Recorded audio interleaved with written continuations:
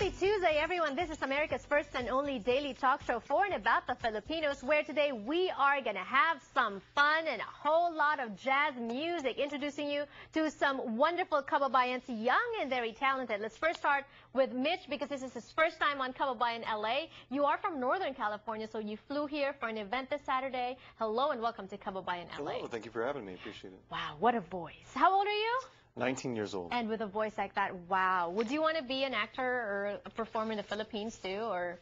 Yeah, I want to perform all over the place. Just, right.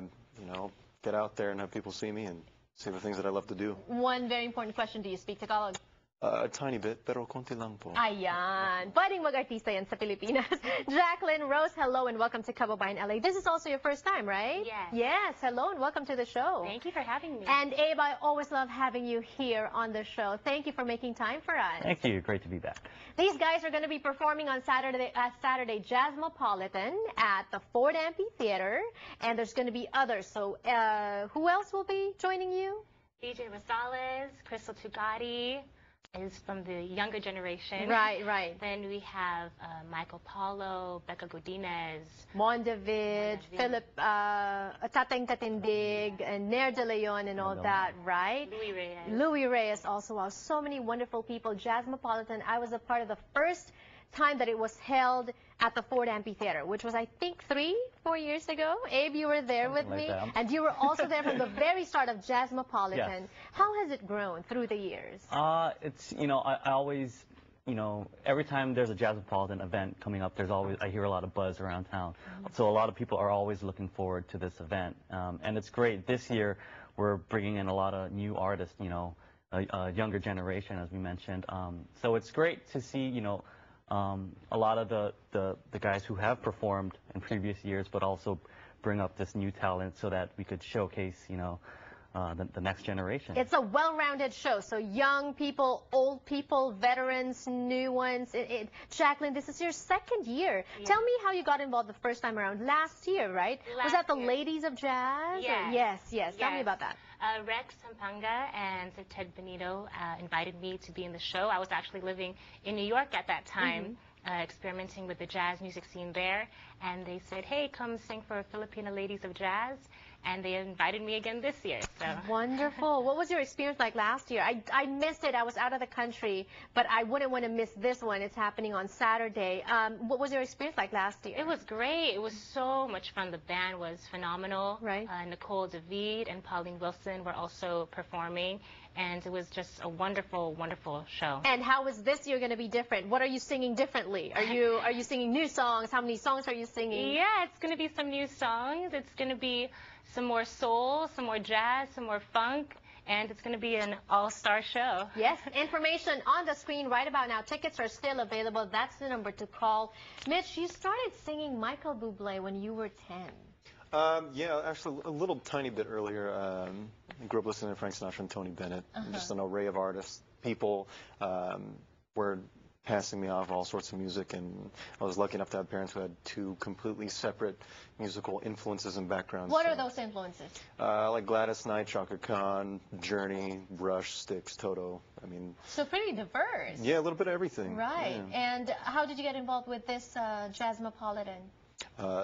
Like with these wonderful artists as well. Ted Benito and Rex Sampaga asked us to come out and, you know, to be a part of this show. And of course, it's always an honor working with them. They're a joy to work with. So leave it to Ted and Rex to really find these people from all over. You're from North America, but you're Filipino, right? Yes, I'm half Filipino. Right. Abe, you know, up until recently, jazz was considered to be an old person's music. Maybe a lot of older people would appreciate jazz, but you don't see it much being sung or appreciated in the younger generation. And it's changing, right? What do you think is the catalyst? I think a lot of it has to do with music education and just, you know, exposing jazz to a younger audience. And, you know, just like any other music, if we like it, we get turned on by it, and we study it, we start performing it. We start, you know, maybe utilizing jazz in whatever style of music we may get into, you know, just a little bits here and there. So I think that has a lot to do with, you know, jazz being more popular, in the right, generation. right, and more mainstream too. I want to touch on some points that he said for my questions for you. He said education, and you had that. You actually concentrated in jazz music. Yes. And talking about being turned on by the music, what turned you on to jazz? I mean, jazz music is in my soul. You know, I like to define jazz as classical soul music, and I believe that jazz is really the foundation of a lot of the genres of music that we listen to today. Why is that? Just because of its harmonies, you know, its technique, its style. It all goes back to its roots in jazz. Right, and the style, it's free flowing, right? Is that what you enjoy about jazz? Or when it's free flowing, sometimes you can't. Sometimes as a singer, I would imagine, you know, for singers might get more nervous because you don't know how it's going to sound like, because you're ad-libbing right on stage, right as you're performing, right? I think that that's a big part of the natural high that we as musicians can get, is because everything is so spontaneous with real jazz, you know, like with the kind of music that we all play.